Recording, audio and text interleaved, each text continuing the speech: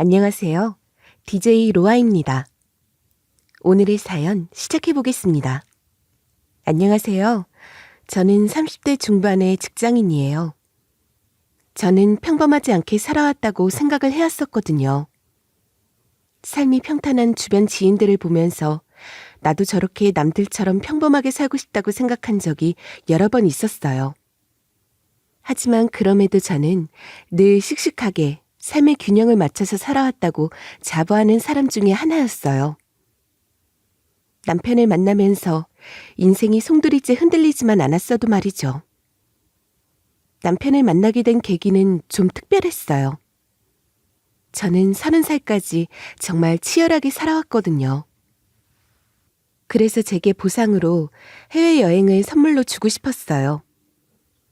비행기라고는 제주도 갈 때밖에 못 타봤던 저였기 때문에 굉장히 들떠 있었던 저는 여행이라도 마찬가지로 가슴이 붕붕 뜨는 상태였어요. 그렇게 이륙한 비행기에서 창밖도 내다보고 영화도 보고 하면서 시간을 즐기고 있을 때쯤이었죠. 갑자기 비행기가 난기류를 만나 흔들리기 시작한 거예요. 비행기를 탄 경험이 많지 않던 저는 당연히 너무 두려웠고 그래서 어찌할 바를 모르고 있었는데 옆자리에 앉아있던 남자가 불안해하는 저를 안심시켜주고 부드러운 말로 달래줬어요. 요즘 같은 여름에 난기류가 잦으니 금방 지나갈 거라는 말에 안심이 됐던 것 같아요. 그리고 거짓말처럼 난기류는 무사히 지나가고 여행지에 도착한 저는 그 남자에게 감사 인사를 전했어요. 그렇게 다시는 못 마주칠 거라 생각하고 잊고 있었는데 운명처럼 다음날 서핑을 하러 간 자리에서 그 남자를 다시 만나게 된 거예요. 저희는 누가 먼저랄 것도 없이 사랑에 빠졌고 그 사람은 제게 인연이 되었죠. 해외에서 만난 인연이라 그런지 더욱더 불타올랐던 것 같아요. 저희는 한국에 돌아와서도 인연을 이어갔고 불같은 사랑을 하던 도중에 아기 천사가 저희에게 찾아와 급히 결혼을 준비하게 되었죠. 그렇게 상견례를 치르기까지 정말 시간이 어떻게 흘러갔는지 모르겠어요. 이렇게 저희 아이들이 인연이 되었다고 하니 감개가 무량합니다. 아시다시피 저희 딸이 고등학교 들어갈 때쯤 집사람을 잃게 되어 참 많이 힘들었었거든요. 남자 혼자 딸아이 키우는 것이 쉽지는 않으셨을 텐데 고생이 많으셨네요. 그래도 착하게 떳떳하게 키우려고 노력한 것 같은데 그렇게 말씀해 주시면 감사하네요. 제가 식당 일 하느라 늘 집에 혼자 둬서 마음이 많이 쓰이기도 했거든요. 어머, 식당을 운영하세요? 직접 운영하시는 거예요? 저희 형님이랑 같이 일하고 있습니다. 집사람이 그렇게 되기 전부터 일했으니 20년이 넘었네요. 내가 지난번에 아버님 식당 운영하신다고 엄마한테 말 안 했었나? 동네에서 제일 큰 설렁탕집 운영하고 계셔. 갈비도 파시고 진짜 맛있더라고. 세상에나, 제가 우리 아들 얘기를 흘려들었나 봐요. 그렇게 큰 식당을 운영하시는데 애까지 보기가 힘드셨겠죠. 저는 이 결혼 찬성합니다. 우리 애들 행복하게 잘 살도록 저희가 도와주죠. 상견례를 나오시기 전까지 뜨뜻미지근한 반응을 보이셨던 어머님께서는 아빠가 식당을 운영하신다고 하자 갑자기 얼굴에 혈색이 돌더니 결혼을 찬성한다 하시며 한박 웃음을 지으시더군요. 어머님의 속내를 알 수 있었던 부분이긴 하지만 그래도 반대하지 않고 결혼에 찬성을 하신다고 하니 좋은 게 좋은 거란 생각을 했어요. 그렇게 결혼까지 순탄하게 흘러갔죠. 배가 조금 나와 제가 입고 싶었던 웨딩드레스는 못 입었지만 그래도 예쁜 드레스 입고 결혼식을 잘 치르고 남편과 함께 신혼생활을 누렸습니다. 임신을 하고 결혼을 해서 그런지 남들처럼 둘만 있는 신혼기간은 짧을 수밖에 없었지만 그래도 하루하루가 즐겁더라고요. 그 일이 일어나기 전까진 말이죠. 배가 점점 더 불러와 계단 오르기 벅차고 힘들 시기가 됐을 무렵이었어요. 퇴근하고 집으로 돌아와 저녁 준비를 하고 있는데 갑자기 어머님이 신혼집으로 들이닥치셨어요. 어머님은 뭐가 그렇게 화가 나셨는지 절 보자마자 저한테 삿대질을 하시더라고요. 저는 당황스럽고 놀라서 뒷걸음질 쳤어요. 분명 어제까지만 해도 어머님은 제게 상냥한 말투로 뭐 먹고 싶은 거 없냐고 물으셨었거든요. 그런데 하루아침에 완전히 뒤바뀐 모습에 놀랄 수밖에요. 어머님, 왜 그러세요? 무슨 일 있으셨어요? 내가 이럴 줄 알았다. 이럴 줄 알았어. 너, 내가 지금 뭘 보고 온 건지 알긴 아냐? 사돈이 배달 오토바이 타고 가는 걸 보고 오는 길이다. 내 눈으로 보고 왔는데도 내가 믿을 수가 없다. 너 상견례 때 나한테 분명 뭐라고 했냐? 식당 운영한다고 하지 않았니?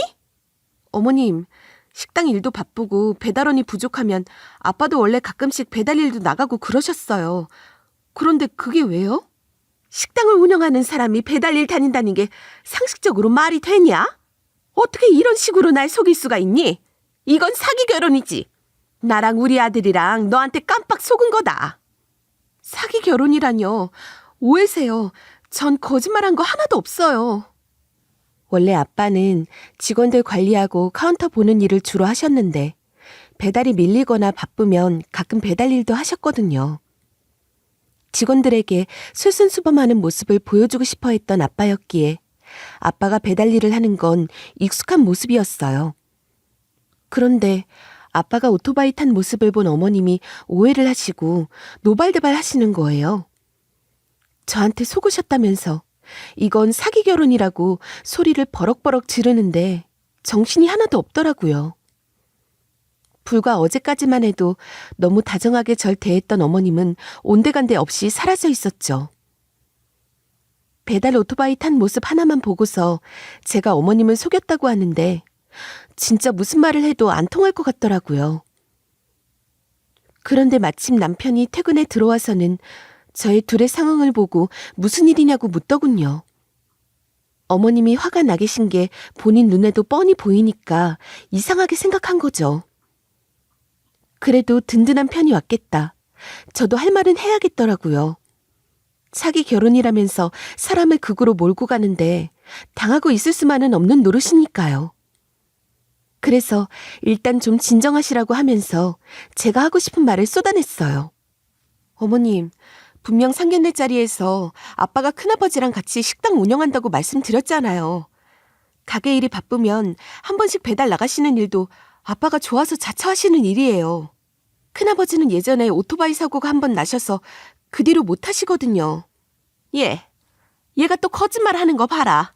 내가 두 눈으로 똑똑히 봤는데. 아들, 너도 전부 알고 있었냐? 사돈이 배달 일 다니는 거 알고 있었냐고. 아니, 같이 운영하시는 건 알았는데 장인어른이 직접 배달까지 하시는지는 몰랐지. 그런데 그렇게 배달 일까지 시키시는 거 보면 실세는 큰아버님한테 있는 거 아니야? 알고 보면 동업이 아니라 상하관계인 거 아니냐고. 당신까지 왜 그래? 내가 아니라고 하잖아. 아빠가 동생이니까 그 정도는 할 수 있는 거 아니야? 그런데 남편은 제 말을 믿기는커녕 오히려 어머님 편을 드는 거예요. 게다가 남편 또한 충격을 받은 얼굴이었죠. 사기 결혼이라는 말에 동조하지는 않았어도 부인하지 않는 걸 보고 저도 깜짝 놀랐어요. 제가 아무리 아니라고 해봤자 이미 어머님과 남편은 제 말을 믿지 않는 눈치였어요. 본인들이 본대로 판단하는 것 같더군요. 상황이 이렇게 되자 어떤 말을 해도 그건 다 변명으로 들리겠더라고요. 그래서 저도 마음대로 생각하세요 그랬어요. 답답하고 억울함에 미칠 것 같은데 뾰족한 수가 없으니까요. 그런데 그때부터 어머님은 저를 대놓고 미워하기 시작하셨어요. 그전까지는 저한테 간이고 쓸개고 다 퍼줄 것처럼 하셨었는데 완전히 바뀌어버린 거죠. 이제는 제가 뭘 하든 사사건건 트집을 잡으시더라고요. 마치 자기네들은 저한테 속아 사기 결혼당한 불쌍한 집안이라는 코스프레를 하시는데 정말 기가 막히고 황당했지만 아무리 변명을 해도 믿어주지 않으실 걸 알기에 답답했어요. 내가 아무리 생각해도 어쩐지 이상하더라. 그 정도 규모의 식당을 하시면 돈벌이가 어마어마하실 텐데 결혼하면서 너한테 따로 지참금도 안 챙겨주셨잖니. 내가 아무리 생각해봐도 이건 아니다. 그게 무슨 소리세요? 그래서 결혼할 때 저희 신혼집도 반반으로 산 거잖아요. 제가 안 해온 것도 없는데 그렇게 말씀하시는 건 이해가 안 되네요. 우리 아들같이 귀한 사람을 데려가 놓고 그 정도 하는 건 기본이지. 그 이상을 해와야 하는데 아무것도 내놓지 않은 게 잘못된 거 아니냐고. 말도 안 되는 트집 좀 그만 잡으세요. 누가 보면 제가 정말 죄라도 지은 줄 알겠네요. 죄? 지었지. 너 막말로 결혼할 때 나 모피 하나라도 해줬니? 아니면 못해도 명품백 하나라도 사왔니? 하긴 뭐가 있어야 해왔겠지. 돈이 없으니 아무것도 못 해온 거지. 제가 참다 못해 그렇게 말하자 어머님은 그럼 죄 지은 게 아니냐면서 소리를 지르셨어요. 그제야 상견례 때 아빠가 식당을 운영한다고 하자 바로 결혼을 승낙하셨던 어머님의 미소가 떠오르더군요. 어머님은 그만한 식당을 운영하니 뭐라도 더 받으실 거라 예상하셨던 모양이에요. 하지만 아무것도 없으니 기분이 좋지 않으셨고 그 와중에 아빠가 오토바이 몰고 배달까지 하는 모습을 보게 되니 눈이 뒤집히신 거죠. 상견례 때 어머님의 그런 행동을 진작에 눈치챘던 저였지만 당시에는 그렇게 심각하다고 판단을 못하고 넘어갔던 것도 사실이었어요. 하지만 결국 이렇게까지 될 거라고는 상상도 못했거든요. 그렇게 저는 매일 스트레스를 받고 살았어요. 그런데 어느 날 그보다 곱절, 아니 수만 배로 고통스러운 소식을 전해 듣고 말았죠. 이게 바로 엎친 데 덮친 격이라 해야 할까요? 바로 친정아빠가 폐암에 걸리셨다는 얘기였어요. 저에게는 정말 청천벽력 같은 일이었죠. 고등학교 때 이미 엄마를 하늘로 보내드린 뒤 매일 울며 지냈던 게 아직도 제 뇌에 깊이 박혀있는데 이번엔 아빠라니요. 세상이 왜 제게만 이렇게 무서운 형벌을 내리나 싶기도 했어요. 특히나 폐암은 예후가 좋지 않다는 걸 잘 알고 있어 더욱더 절망스러웠죠. 저는 곧장 아빠의 병간호를 위해 휴직을 하려고 했는데 그로 인해 남편과 큰 갈등을 빚었어요. 휴직을 하겠다고? 굳이 당신이 장인어른 병간호를 해야 할 필요가 있어? 게다가 휴직까지 하고서 말이야. 병간호 그거 아무나 하는 거 아니야. 알아. 그러니까 내가 더더욱 해야지. 다른 사람도 아니고 아빠잖아.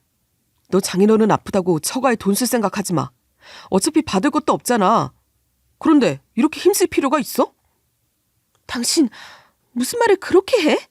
아빠가 아프신데 그런 말이 나와? 그럼 일이 이미 벌어진 걸 어쩌라는 거야? 설마 우리 생활비에서 병원비 내드릴 생각하는 거면 아서라.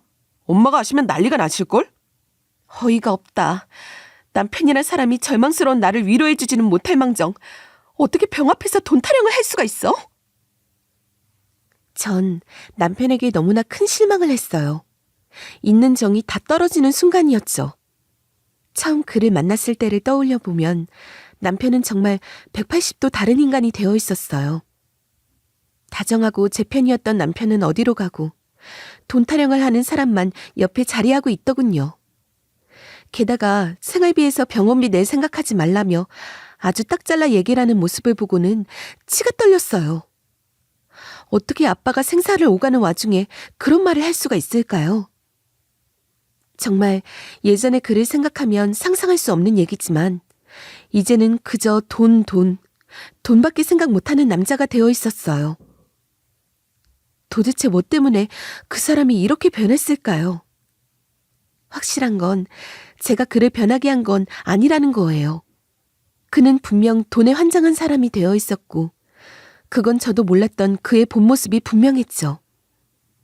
그리고 얼마 있지 않아 남편이 어머님께 그새 일러 바쳤는지 어머님이 찾아오셨어요. 어머님은 현관문을 열자마자 대뜸 소리부터 지르시더군요. 내가 아무것도 모를 줄 알지? 방구석에 들어가 있어도 네가 뭘 하고 다니는지 다 듣고 다 알고 있단 말이다. 어디 또 날 속이려 들어? 어머님, 속이려 든 적 없어요. 그럴 마음도 없고요. 거짓말하지 마라. 네가 일까지 관두고 병간호하겠다고 나섰다면서? 너 혹여라도 사돈 병원 간다고 우리 아들 밥도 안 차려주고 싸돌아다닐 생각하지 마라. 알았냐? 저한테 하신 말씀이 그게 다예요? 지금 그이 밥이 그렇게 중요하세요? 그럼 중요하지. 그리고 사돈이 직업도 속이고 딸 자식 사기 결혼시켜서 천벌받은 거다. 그러니까 이제 나한테 중요한 건 우리 아들밖에 없지. 넌 날 속였으니까. 진짜 도가 지나치시네요. 해도 너무하시고요. 당장 여기서 나가세요. 그리고 다시는 제 얼굴 볼 생각하지 마세요. 앞으로 어머님 얼굴 안 보고 살 거예요. 어머님은 그 와중에도 남편 밥이 더 중요하신 분이셨죠. 저는 어머님의 언행이 도가 지나쳤다고 판단했고 어머님을 당장 집 밖으로 쫓아냈어요. 그리고 다시 볼 일 없을 테니 여기 다시는 찾아오지 말라고 으름장을 놓았죠. 어머님도 더 이상 너 같은 거 얼굴도 보기 싫다면서 밖으로 나가시더니 우리 아들 얼굴은 봐도 네 얼굴 볼 일 없으니 걱정 마라 라고 같이 소리치셨어요. 그리고 그 일로 인해 남편과의 사이도 더 나빠졌죠. 어머님이 남편에게 그 일에 대해서 함구할 리 없었으니까요. 남편은 한바탕 난리가 나긴 했지만 저는 강경한 입장을 고수했어요. 그렇지 않아도 남편에 대한 정이 없었는데 어머님과의 불화까지 겹치다 보니 점차 부부라는 이름으로만 묶여있는 사이가 된 거죠. 그러던 어느 날이었어요. 병원에서 아빠를 도와드리고 있는데 큰아버지가 병문 안에 오셨어요. 그동안 저 없을 때 시간 틈틈이 큰아버지가 병문 안에 와주셔서 저도 감사하게 생각하고 있었어요. 그런데 큰아버지는 뜻밖의 이야기를 하시더군요. 저를 휴게실로 불러내신 큰아버지가 하신 말씀은 놀라웠어요. 병원비는 걱정하지 마라. 치료는 받을 수 있는 대로 다 받아. 아무것도 신경 쓰지 않아도 된다. 하지만 그래서는 너무 큰아버지께 죄송해서요. 저도 최대한 도울 수 있는 건 도울게요. 나도 그 정도 힘은 있다. 네가 알다시피 우리 식당이 좀 크냐? 치료비는 내가 다 책임질 테니까 그런 건 걱정하지 마라. 나도 내 동생인데 거기까진 해야지. 감사해요. 큰아버지 덕분에 한숨 돌렸어요. 사실 좀 막막하긴 했거든요. 내가 그동안 네 아버지가 말하지 말라 그래서 말 안 하려고 했는데 아무래도 얘기를 하는 게 나을 것 같다. 사실 네 앞으로 네 아버지가 남긴 돈이 꽤 많아. 만약에 사태를 대비해서 너한테 유언장도 다 써뒀고 말이지. 네? 그게 무슨 말씀이세요? 유언장이라뇨. 왜 그런 걸 벌써 써두셨대요? 저 속상하게. 저는 유언장까지 다 써뒀다던 아빠의 얘기가 속상했어요. 일찍부터 돌아가실 준비를 하신 것 같은 느낌이 들어서였죠. 하지만 큰아버지는 사람 일은 언제 어떻게 될지 모르기 때문에 아빠가 미리 유언장을 작성해둔 건 잘한 일 같다고 하셨어요. 그러면서 큰아버지가 꺼낸 유언장에 대한 이야기는 놀라웠죠. 그동안 제가 전혀 모르고 있었던 얘기들이었으니까요. 지금 큰아버지와 같이 운영하는 가게는 원래는 아빠가 혼자서 운영하던 식당이 맞았다고 했어요. 저한테는 큰아버지와 함께 운영하는 거라 얘기해 주셨지만 그게 아니라 큰아버지가 잠시 도움만 주셨던 거라고 하시더군요. 엄마가 아픈 걸 모를 정도로 바쁘게 일하신 아빠가 엄마가 돌아가신 후 그동안 바쁘단 핑계로 엄마를 잘 돌보지 못한 것에 상심하여 가게를 큰아버지한테 넘기고 싶어 하셨대요. 그리고 그 이후로는 저 하나 키우는데 전념하셨던 거고요. 하지만 세월이 흘러 큰아버지가 이제 본인의 자리로 돌아오라고 설득하여 지금의 가게를 같이 운영하고 계셨던 거더라고요. 큰아버지가 말씀해 주신 아빠의 유언장 내용에는 가게 지분의 절반을 제게 넘긴다는 내용이 있었어요. 금액은 20억이 넘었고요. 말씀해 주셔서 감사해요. 큰아버지 말씀처럼 제가 알고 있는 쪽이 더 나은 것 같아요. 아무것도 모르고 있었다면 큰일 날 뻔했거든요. 그런데 한 가지 부탁이 있어요. 부탁이 뭔데? 내가 네 부탁이라면 당연히 들어주마. 혹시나 제 남편이나 저희 시댁 쪽에 이 얘기는 말씀하지 말아주셨으면 해요. 특히나 제가 상속받는 돈에 대해서는 절대로요. 네가 말하지 말라면 내가 굳이 얘기할 필요가 뭐 있겠냐마는. 혹시 무슨 문제라도 있는 거냐? 네 아버지가 말하길 네가 결혼하고 부쩍 마르고 힘들어한다고 하던데 궁금해서 그런다. 지금은 말씀드릴 수 없지만 나중에 시간 되면 말씀드릴게요. 마지막으로 제가 꼭 확인해 볼 게 있어서 그래요. 저는 큰아버지께 입단속을 부탁드렸어요. 큰아버지처럼 믿을 만한 분이 쉽게 얘기하실 것 같진 않더군요. 그렇게 저는 회사를 다니면서 틈틈이 아빠를 보살피는 생활을 계속했어요. 하지만 제 정성에도 불구하고 아빠의 몸 상태는 급속도로 안 좋아지기 시작했죠. 병원비와 관련해서는 큰아버지가 모두 감당해 주셨기 때문에 시댁에 손을 벌리거나 남편에게 도움을 부탁할 일도 전혀 없었는데도 불구하고 어머님은 계속해서 돈 얘기를 하셨죠. 그래서 제가 그 점을 분명히 말씀드렸어요. 아빠 치료비는 큰아버지가 다 내주시기로 하셨으니 걱정하지 마세요. 그 말을 듣자 어머님은 툴툴거리며 더는 별말하지 않으셨지만 남편의 행동이 점점 기가 막히더군요. 아빠의 몸 상태가 나빠지기 시작한 그 시점부터 남편 또한 집에 잘 들어오지 않고 밖으로 나돌기 시작했어요. 하루는 어린이집에서 남편이 아직도 아이를 찾아가지 않았다고 해서 병원에 있던 저는 놀라서 뛰어간 적이 있었어요. 저희는 일주일에 순번을 나눠서 반씩 아이를 맡기로 했는데 그날은 분명 남편이 아이를 담당하는 날이었거든요. 그런데 남편은 연락조차 되지 않았죠. 저는 아이를 방치한 남편에게 너무 화가 났어요. 그날 밤 술에 거나하게 취해 돌아온 남편을 보고 따져 물었죠. 대체 오늘 하루 종일 어디서 뭘 하고 들어온 거야? 오늘 회사에도 연차냈다며. 그런데 애도 안 데려오고 뭐 하는 거냐고. 어린이집에서 연락 와서 내가 얼마나 황당했는지 알기나 해? 참나. 오늘 하루 애 좀 찾아왔다는 이유로 지금 거들먹거리냐? 네가 집에서 하는 일이 뭔데? 나 퇴근하고 돌아오면 밥도 안 차려주고 병원 가기 바쁘잖아. 이게 사는 거냐? 이게 마누라가 할 일이냐고. 너 지금 말 다 했어? 내가 밥하는 사람이야? 나도 직장 다니고 아빠 병원도 다니고 육아도 하는데 나한테 그 이상을 요구하는 건 너무하지 않냐? 그러니까 그만하라고. 솔직히 장인어른 가망 없잖아. 가망 없는 일에 괜히 힘 빼지 말란 소리야. 뭐? 아무 말이나 할 수 있는 게 아니야. 당장 그 말 취소해. 남편의 가망 없다는 말에 눈이 확 돌아가더군요. 어떻게 인간의 입에서 그런 말이 나올 수가 있을까요? 그것도 자기 부인의 아빠에게 말이에요. 상식적으로는 전혀 이해가 되지 않았어요. 그날 남편은 정말 악마처럼 보였어요. 사람이 이렇게 끔찍하게 싫어질 수 있을까 싶더라고요. 제가 사랑했던 남자가 맞는지 의심스러울 정도로 말이죠. 결국 그날 우리는 크게 싸웠어요.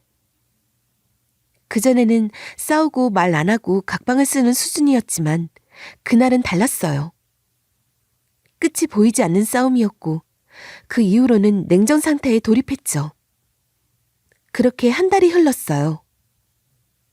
아빠의 병세는 다행히 더 나빠지진 않았지만 그렇다고 해서 좋아지지도 않았죠.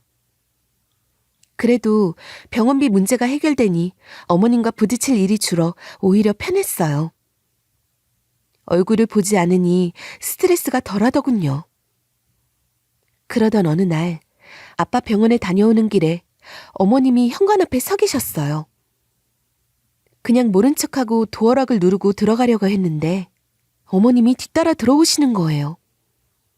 그래서 제가 다신 얼굴 볼 일 없을 거라 하지 않았냐, 여길 왜 오셨냐고 물으니 어머님이 피식 웃으시며 말씀하셨어요. 하도 궁금해서 어제 사돈 병실에 가봤다. 그런데 1인실을 쓰고 있더구나. 돈이 너무 아까운 거 아니냐? 병실 생활을 하루 이틀 할 것도 아닌데 말이야. 제가 분명히 말씀드렸잖아요. 병원비는 전부 큰아버지가 내주시기로 했다고요. 영수증이라도 보여드려야 믿으시겠어요? 도대체 아직도 병원비 타령을 하시는 이유가 뭐예요? 그냥 너희 큰아버지한테 돈으로 달라고 하면 안 되겠냐? 남은 사람들도 생각해야지. 돈을 받아서 일반 병실로 옮기고 남은 돈은 저축하는 편이 훨씬 낫겠다.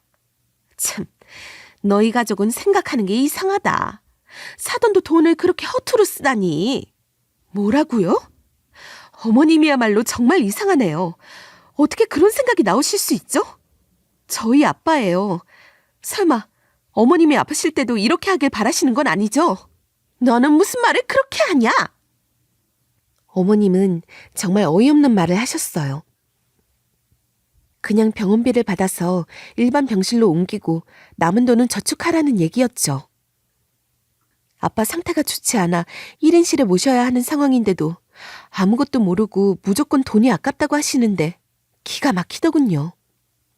그래서 제가 참다 못해 어머님을 예로 들어 말씀드렸더니 그제야 조금 양심의 가책을 느끼신 건지 입을 다무셨어요. 본인이 아프셔도 그렇게 하실까요?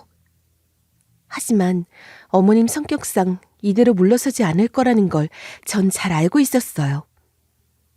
그렇지 않아도 온 신경을 아빠에게 쏟아부어도 모자랄 판에 어머님까지 저를 건드리니 정말 폭발할 것 같더군요. 간신히 이성을 잡고 있는데 어머님은 더 할 말이 없으니 이번엔 밥 타령을 하기 시작했어요. 시어머니가 며느리에게 할 수 있는 합법적인 트집이 바로 밥 타령 아니겠어요? 지금 상황에선 너무나 어이없었지만요. 네가 우리 아들이 밖으로 나돌아다닌다고 뭐라고 했지? 너 병원 다니느라 밥도 안 차려주고 애도 보라 하니 우리 아들이 힘들어서 밖으로 나돌잖아. 지금 하다하다 밥 타령하세요? 그 사람은 손이 없어요, 발이 없어요. 밥해서 먹으면 될 일이잖아요. 그리고 저도 일해요. 어머님 아들만 일하는 게 아니라 저도 일하면서 아빠 병실 다니고 애까지 보고 있다고요. 아이고, 기가 막혀서. 여자가 집에서 할 일이 뭐냐? 자고로 남자는 여자하기 나름이랬다. 내가 우리 아들 밥도 못 얻어먹고 회사 다니는 거 불쌍해서 밥을 몇 번이나 해줬는지 모른다. 그래서요? 그럼 앞으로도 어머님이 계속 밥 챙겨주시면 되겠네요. 너는 반성은커녕 그게 무슨 말버릇이냐? 사돈 돌아가시고 나거들랑 무조건 우리 아들한테 봉사하는 마음으로 살거라. 나는 네가 무릎 꿇고 사과하지 않는 이상 다신 네 얼굴 볼 생각 없으니 그렇게 알고 있어라. 어머님은 본인이 하고 싶은 말만 다 하시고는 다시 나가셨죠. 어머님은 본인 속은 시원했을지 모르겠지만 저는 짜증이 치밀었어요. 하지만 지금은 아빠의 병환에 집중해야 할 시기였죠. 당시에는 어머님 말이 너무 화가 나고 속상했지만 그조차도 하루가 지나지 않아 잊을 정도로 제 온정신은 아빠에게 쏟아져 있었어요. 아이까지 돌보느라 24시간이 모자랐죠. 그렇게 며칠이 흘렀어요. 그날따라 회사 일이 무척 많았어요. 저는 빨리 일을 마치고 아빠 병원에 가려고 했죠. 그때 병원에서 한 통의 전화가 걸려왔고 받은 후 저는 그 자리에서 무너지고 말았어요. 아빠가 돌아가셨다는 연락이었거든요. 저를 지탱해주던 땅과 저를 바라봐주던 하늘이 동시에 무너지는 느낌이 들었고 도저히 일어설 수 없을 것 같더군요. 하지만 아빠에겐 결국 저 하나뿐이라는 것도 잘 알고 있었어요. 그렇게 아빠의 장례식을 치르게 됐죠. 바쁘게 빈소를 차리고 조문객을 맞이할 준비를 하는데 남편이 보이지 않더군요. 그래서 혹시나 싶어 집으로 가봤더니 남편이 집 소파에 대자로 뻗어 있더라고요. 너 지금 여기서 뭐 하는 거야? 당장 일어나서 옷 입고 장례식장 갈 준비나 해. 곧 조문객도 오실 텐데 이러고 있으면 돼? 조문객도 많지도 않을 텐데 굳이 나까지 거기 있어야 해? 그리고 거기 장례식밥 맛없기로 유명하잖아. 그래, 너 잘 왔다. 온 김에 밥이나 좀 차려놓고 가. 나 배고파. 뭐? 배고프다고? 지금 그게 나한테 할 말이야? 너 인간 쓰레기야? 인간 포기하기로 작정했어? 무슨 말을 그렇게 해? 어차피 너도 우리 엄마 내쫓고 며느리 노릇도 안 하고 있잖아. 그런데 나는 왜 해야 돼? 억울하지 않겠어? 그동안 장인어른 아파서 나도 참았던 거야. 그러니까 지금이라도 엄마한테 사과해. 그럼 내가 장례식장 가줄게. 가줄게? 그래서 내가 지금 이 상황에서 어머님한테 사과를 하라는 거야? 남편의 말을 듣는데 정말 피가 거꾸로 솟는 기분이 들더군요. 아빠 장례식을 두고 어머님께 사과하라고 딜을 거는 남편을 보며 정말 이게 현실인가 싶었어요. 사람이 이렇게 상식이 없을 수 있는지, 어쩜 이렇게 아나무인으로 살 수 있는지 남편에게 실망은 실망대로 해왔는데 아직도 실망할 일이 남아있더라고요. 너무 화가 나면 오히려 침착해진다고 하잖아요. 그날 제가 딱 그랬어요. 그래서 손에 잡히는 대로 남편에게 집어던지며 소리쳤어요. 나 혼자 장례식 치를 테니까 너 올 생각하지 마. 너 같은 인간 필요 없어. 그러자 남편도 뭐가 잘났는지 같이 소리를 지르더군요. 저한테 모자란 게 있다고 그러냐며 장인어른 돌아가실 거 몰랐던 것도 아니고 그렇다고 자기가 펑펑 울기라도 해야 하냐고 말이죠. 솔직히 말해서 받을 유산이라도 있어? 상속 재산도 없는데 내가 거기 가서 조문객들한테 굽실거릴 게 뭐야? 너도 장례 치를 생각하지 말고 집에서 밥이나 차려.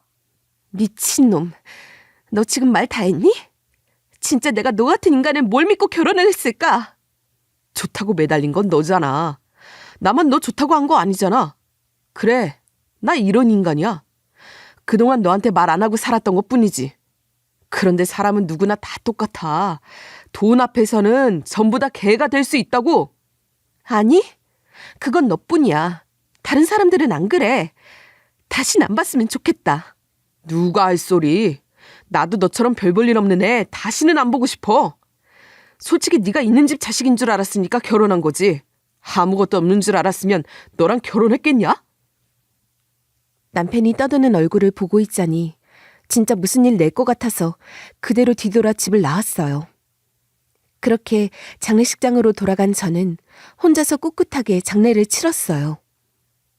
그래도 다른 친척들도 계시고 제 지인들도 3일 내내 옆을 지켜주면서 위로해 준 덕에 견뎌냈던 것 같아요. 그분들이 아니었다면 언제 어디서 무너져도 이상하지 않을 만큼 힘들었죠. 정말 악으로 깡으로 모든 장례 절차를 마친 저는 그대로 집으로 돌아가지 않고 아빠가 사시던 집에 들러서 유품 정리도 했어요. 집으로 가서 해야 할 일이 있으니 여기서 정리를 하고 가야 할 것 같더라고요. 이것저것 짐을 정리하다 보니 시간이 좀 늦었더군요. 대충 짐을 챙겨 집으로 돌아왔는데 현관에 못 보던 신발이 한 켤레가 보이는 거예요. 나머지 2켤레는 익숙한 신발이었고요. 거실에 들어서 보니 어머님과 남편이 나란히 앉아 있었고 맞은편에는 큰아버지가 앉아 계시더군요. 분명 몇 시간 전에 아빠의 장례를 같이 치르고 헤어진 상태였거든요. 저는 큰아버지를 보자마자 왜 여기에 오셨는지 짐작이 가더라고요. 그러니까 장인어른이 유언장을 남기셨다고요?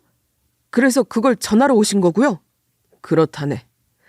원래 나한테 넘긴다고 했던 가게를 그러지 말라고 하면서 내 동생과 끝까지 유지하고자 한 게 내 욕심이었는지도 몰라. 생각해보면 폐암으로 죽은 게 꼭 내 탓인 것만 같아서. 넘기려고 했다니요? 그럼 원래 주인이 사돈이었단 말이에요? 당연하죠. 사실 지금도 실주인은 제 동생입니다. 저는 사실 월급쟁이 사장으로 이름만 갖다 썼을 뿐이죠. 유언장 내용대로 동생 딸인 주아에게 가게 지분의 절반을 넘기기로 해서 전해드리러 온 겁니다.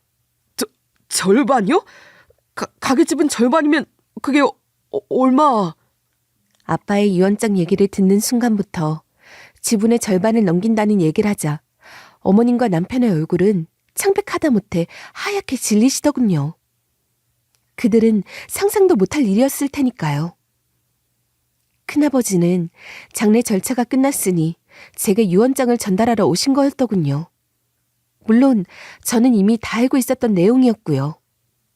유언장에 적힌 내용 역시 제가 알고 있던 것과 다르지 않았어요. 가게 지분의 절반인 20억을 제 앞으로 넘겨주신다는 부분을 얘기하자 어머님은 입을 벌리며 뒤로 나자빠지시더군요. 남편은 놀라 그런 어머님을 붙잡으면서 그게 정말이냐고 재차 큰아버지께 물었고요. 아빠가 돌아가시기 전까지는 비밀로 해달라고 했지만 지금 와서는 굳이 그럴 필요가 없었기에 저는 오히려 그들의 그런 반응이 재밌더군요. 20억이라는 숫자에 혼이 팔려 정신이 나간 모습을 보는 게 말이죠. 저는 태연하게 그런 그들의 앞에 가 섰어요. 남편이 저를 올려다보면서 도대체 이게 무슨 소리냐고 묻더군요. 여기 어머님은 어쩐 일이세요? 아, 혹시 저희 아빠 돌아가셔서 단판이라도 지으려고 오신 모양이죠? 잘 됐네요. 저도 해드릴 얘기가 있었는데. 이게 다 무슨 일이냐? 그럼 넌 유산에 대해서 이미 알고 있었단 말이야? 그런 거야? 전부 다 알고 있었으면서 그동안 아무 말도 안 하고 입 꾹 닫고 있었던 거였냐? 그럼 아빠 일인데 제가 모르는 게 이상하지 않아요? 세상에나 20억이란다. 아휴, 내가 지금 잘못 들은 게 아니지? 아휴, 이게 꿈인가? 허벅지를 찔러서 아픈 걸 보니 꿈이 아니야. 그럼 전 할 일 다 했으니 이만 일어나 보겠습니다. 주아야, 곧 또 보자. 큰아버지는 그런 어머님을 보더니 작게 한숨을 쉬고는 고개를 흔들더군요. 제가 왜 그동안 큰아버지한테 비밀로 해달라고 했는지 깨달으신 눈치였어요. 큰아버지는 제 어깨를 툭툭 치며 무심한 위로를 해주고 몸을 일으키셨어요. 큰아버지가 일어나시자 어머님과 남편은 따라 일어서며 배웅을 하더군요. 배웅을 하는 두 사람의 다리는 사시나무 떨듯 벌벌 떨고 있었고요. 죄 지은 게 많아서 그런 걸까요? 아마 그동안 제게 못했던 일들이 생각나서 그런 거였겠죠. 20억이라는 큰 유산을 두고서 이제 어떡하나 덜컥했을 테니까요. 어머님과 남편이 고개를 조아리며 조심히 살펴가시라고 하는데 큰아버지는 들은 척도 안 하시더군요. 그럴만하죠. 그들이 어떤 인간인지 단 5분만 대화를 나눠봐도 알 수 있으니까요. 큰아버지는 신발을 신으시고 현관문을 여시다가 멈칫하면서 뭔가 생각나신 듯 몸을 돌려 저에게 얘기를 하셨어요. 아참, 너희 아버지가 마지막에 한 말이 딸이 혼자 쓰던 사이놈이랑 함께 쓰던 무조건 네 의견을 존중한다였다. 그러니까 네가 현명한 판단하길 바란다. 네 아버지가 가장 바라는 일이니까 말이야. 네, 명심할게요. 저희 아빠 가시는 길 큰아버지가 계셔주셔서 얼마나 감사한지 몰라요. 제가 또 인사드리러 갈게요. 그렇게 큰아버지와 인사를 나눈 뒤 큰아버지는 사라졌고 이제는 저희만 남게 됐죠. 아빠가 아프실 때 남편과의 불화와 어머님의 냉대 같은 걸 단 한 번도 말한 적은 없었지만 아빠도 은연중에는 알고 계셨나 봐요. 하긴 아빠가 아프시다 그래도 병실에 한번 찾아간 적이 없는 남편이니 굳이 말 안 해도 대충 눈치채셨겠죠. 게다가 평소답지 않은 저의 표정을 보고 눈치를 채셨을 거고요. 엄마 돌아가시고 나서 제게 온전히 시간을 냈던 아빠였기에 사소한 저의 변화도 바로 눈치를 채신 게 틀림없었어요. 제가 듣지 못한 아빠의 마지막 말을 전해 들으니 또다시 마음이 아파지더군요. 저한테 티를 내지 못하시면서 속으로 얼마나 마음 아파하셨을까요? 돌아가시기 전까지 혹시 제 걱정을 하신 건 아닐까요? 별 생각이 다 들어서 울컥했어요. 그런데 그 와중에도 어머님은 어떻게든 제게 묻고 싶은 걸 물어야겠다는 얼굴로 발을 동동거리며 계셨죠. 그러니까 20억이라는 거지? 네가 받을 돈이 말이다. 아니, 20억이 말이나 되는 돈이냐? 아유, 세상에나. 나는 지금도 전혀 믿기질 않는다. 나는 방금 들었는데도 이게 꿈인지 생시인지 모르겠어. 아니, 20억이나 되는 돈을 왜 그동안 말 안 하고 숨기고 있었던 거야? 그러게나 말이다. 진작에 말씀을 하셨다면 내가 괜한 오해를 안 하는 건데 말이지. 지금 둘이 뭐 하세요? 저 빼놓고 만담이라도 하세요? 아니면 저한테 잘못한 게 많아서 벌써부터 수쓰고 계신 거예요? 얘는 무슨 말을 그렇게 하니? 저는 싸늘한 표정으로 두 사람을 가만히 바라보았어요. 한참이나 떠들던 두 사람은 제 무서운 눈빛을 보고는 입을 꾹 다물더군요. 예전 같으면 제가 이렇게 노려본다고 해도 씨알 하나 안 먹혔을 텐데 이제는 제가 얼마나 큰 돈을 등에 업은 사람인지 뻔히 아니까 바로 끼갱하는 게 웃기기도 하고 어이가 없기도 했어요. 사람이 돈 앞에서 이렇게 간사해질 수 있구나 싶더라고요. 그동안 그렇게 돈 거리더니 이제 당신들 코앞까지 다가온 큰돈을 전부 뺏기는 기분은 어떨까? 상상하니 즐겁더라고요. 사실 저는 장례식 내내 이 장면을 머릿속에서 그려왔는지도 몰라요.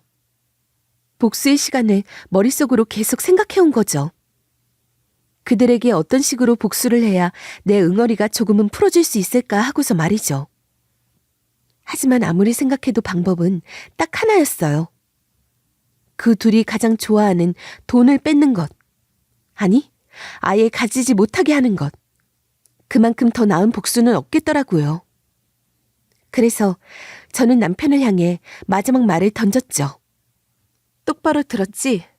너도 귓구멍이 제대로 박혔으면 알아들었을 거야. 우리 아빠가 그 돈 내가 알아서 쓰라고 하셨잖아. 그렇지. 알아서 쓰라고 하셨지. 그러니까 내 말 좀 들어봐. 내가 진짜 기가 막힌 사업 아이템이 있거든? 그거 성공하면 20억이 뭐야. 금방 40억 만들 수 있다니까. 개소리 하지 마. 나 아빠 말대로 정말 알아서 쓰려고. 너랑 이혼하고 나서 말이지. 아, 그거 알지? 유산 상속된 금액은 이혼 시 재산 분할에 포함되지 않는다는 거 말이야. 뭐? 이혼? 아니, 갑자기 무슨 이혼이야? 너 설마 유산 때문에 이혼하자는 거야? 다 알고서 일부러 이러는 거지? 다 알고 그랬으면 어쩔 건데? 그동안 네가 보여준 인성 쓰레기 같은 짓 참아주느라 나도 애썼어. 그래도 아빠가 우선이라서 그동안은 참고 있었던 거야. 이제 더는 그럴 필요 없으니까 잘 먹고 잘 살아. 저는 할 말만 하고 집을 나가려 했지만 어머님이 제 옷자락을 잡고 늘어지시더군요. 예상은 했지만 어머님은 돈 앞에서 자존심도 이미 다 버린 사람 같았어요. 그렇게 제게 모진 말이랑 말들은 다 퍼부어 놓고서 이제 와서 저한테 눈물까지 흘리면서 붙잡으시는 게 진짜 웃기더라고요. 제가 무슨 할 말이 더 있냐고 했더니 본인이 잘못했다고 하더라고요. 그러니까 이혼만은 제발 하지 말아달라고 하시는데 그동안 힘들게만 살아왔지만 이제 저만 있으면 앞으로 승승장구할 거라고. 우리 이전처럼 그렇게 살면 안 되겠냐고 하는 거예요. 남편이 한다는 사업 얘기를 막 꺼내면서 두서없이 이 얘기 저 얘기 하더라고요. 어떻게든 제 발목 잡으려는 수작으로 보였어요. 그래서 제가 그랬죠. 너무 구차하지 않으세요? 이제 와서 이렇게 싹싹 비시는 거 말이에요. 그 전에 잘하시지 그랬어요. 사람이 20억 때문에 이렇게 변할 수 있어요? 너 엄마잖냐. 애미가 자식 두고 이혼하는 거 아니다. 저 자식 두고 이혼할 생각 없어요. 그러니까 이거 놓으세요. 내가 잘못했어. 장례식장 못 간 거? 진짜 변명의 여지가 없어. 근데 내가 그동안 몸이 안 좋아서 그랬어. 그래서 당신한테도 모질게 말했던 것 같아. 진짜 미안해. 어떻게 하면 날 용서해 줄 수 있을까? 아니, 그럴 순 없어. 그러니까 내 눈앞에서 나가. 남편도 무릎을 꿇고 싹싹 빌더군요. 진짜 180도 바뀐 두 사람의 태도에 이가 갈렸어요. 비겁하게 아이 핑계를 대며 이혼만은 말아달라고 하는데 제가 거기에 넘어갈 리가 없었죠. 그렇게 저는 남편과 양육권 다툼 끝에 아이를 데려오며 이혼을 완료했어요. 남편은 아이만은 포기 못하겠다면서 없던 부성애를 마구 끌어올려 어필했지만 소용없었죠. 명백한 귀책 사유는 남편에게 있었으니까요. 이혼을 하고 난 뒤 저는 아빠의 사업을 그대로 물려받았어요. 식당을 처분하기보다는 능력 있고 경험 많은 큰아버지와 함께 운영하는 쪽을 택했죠. 그래서 회사를 그만두고 지금은 식당을 운영하며 여유롭게 지내고 있어요. 아빠가 진심을 다해 일구어 놓은 식당이라 그런지 장사가 잘 돼서 웬만한 중소기업 매출은 벌고 있답니다. 이혼 후에 전 남편이 어떻게 사는지는 궁금하지도 않고 알고 싶지도 않지만 그래도 면접 교섭권이라는 게 있어서 아이가 가끔 아빠를 만나러 다녀오면 소식을 들려주더군요. 전 남편은 제가 한순간에 벼락부자가 된 게 배 아파서 본인도 인생 역전하려고 복권을 그렇게 산다고 하네요. 하지만 그게 어디 쉽나요? 앞으로도 계속 복권만 긁으면서 인생 역전하길 바라며 살라지요. 저는 이렇게 해서 전 남편과 시어머니에게 시원한 복수를 했어요. 이게 다 돌아가신 아빠 덕분이죠. 돌아가신 부모님 생각하면서 늘 성실하고 착하게 살려고 해요. 결혼 생활도 결국은 2년이 다 해서 끝이 났지만 마음 한편엔 허전한 부분이 없지 않았어요. 하지만 저는 이혼 후로도 계속 스스로에게 다짐했답니다. 돌아가신 부모님께 부끄럽지 않은 사람이 되자고 말이죠. 사실 아이를 키우면서 또 식당을 운영하면서 매일이 분주해요. 하지만 저는 한 가지는 잊지 않아요. 바로 그동안 저를 위해 노력해 주신 부모님의 마음을요. 언제나 그 마음을 간직하고 그분들이 지켜주셨던 제 행복을 위해 더 열심히 살겠다고 결심을 했어요. 사람들이 저를 보면서 힘들었겠다, 어떻게 혼자서 이겨냈을까라고들 많이 물어요. 그럴 때마다 저는 한마디 하죠. 나도 인간인데 울기도 했고 넘어지기도 했다. 하지만 결국 다시 일어설 수 있었던 건 나 자신을 믿었기 때문이다라고요. 그 믿음, 그 다짐이 오늘의 저를 있게 만든 것 같아요. 부모님께서 해주신 교육과 사랑 덕분에 저는 어떤 상황에서도 제 자신을 포기하지 않으려고 해요. 이 일을 통해 정말 많이 느꼈어요. 인생에서 중요한 건 외면적인 것보다 내면적인 가치라는 걸요. 돈이나 물질이 주는 편안함도 좋지만 결국 그게 내 삶을 완전히 바꾸거나 행복하게 해주지는 않는다는 것을요. 어쩌면 저는 한동안 물질적인 것에 매달리고 그것만이 전부라고 생각했던 사람들을 용서하지 못했을지도 모르겠어요. 하지만 이제는 그들에게 연민이 느껴져요. 그들도 그저 행복해지고 싶었을 뿐인데 그 방식이 잘못됐던 것 뿐이니까요. 결국 저는 행복을 찾았어요. 제 행복은 누군가에게 기대는 것이 아니라 제 자신을 믿고 스스로 길을 찾는 것에서 비롯된다는 걸 깨달았거든요. 한 발 한 발 나아가며 부모님을 생각하고 아이를 위해 더 나은 삶을 꿈꾸며 그렇게 살아가고 있어요. 바람이 불어야 연이 더 높이 난다는 말이 있죠. 제가 겪었던 많은 시련과 어려움이 결국 저를 더 높이 날아오르게 해준 바람이었어요. 앞으로도 그 바람을 맞으며 멈추지 않고 나아갈 겁니다. 다들 힘들 때마다 자신을 믿고 절대 포기하지 않길 바랄게요. 그리고 언제나 자신의 가치를 스스로 알아주길 바라요. 누구보다도 자신을 사랑하고 소중히 여겨야 할 사람은 바로 자신이라는 걸요. 저는 그렇게 배웠고 또 앞으로도 그렇게 살아갈 거예요. 그럼 제 사연 들어주셔서 감사드리고 다들 행복하셨으면 좋겠네요.